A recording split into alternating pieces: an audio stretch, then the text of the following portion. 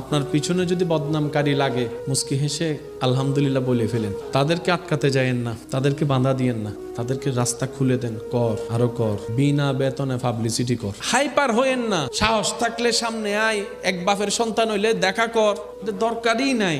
আল্লাহ আপনাকে বিনা যুদ্ধে জয় করতে চাচ্ছেন, আপনি কেন যুদ্ধ করে খামাকা শরীরে শক্তি নষ্ট করবেন? দরকার কি? ছেড়ে দেন না তাকে আপন হালতে। সে বদনাম করবে, আপনার গুনাহ নিবে। সে বদনাম করবে, নিজের সওয়াব আপনাকে দিবে। সে বদনাম করবে, আপনার প্রচার করবে। সে বদনাম করবে, আপনার নামটা যে জানে না তাকেও শোনাই দিবে। তো সে যখন বিনা বেতনে এমন কাজ করতে চাচ্ছে স্বইচ্ছায়, আবার অন্যদিকে ওয়াইলুল্লি কুল্লি হুমাজাতিল লুমাজা তার উপর আরপিত হবে, আপনার টেনশন কি?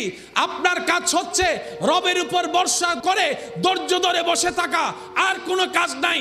করতে দেন দুশমনকে দুশমনের কাজ, করতে দেন আপনার চাচা জেঠাকে সম্পদ খাওয়ার কাজ, করতে দেন। এক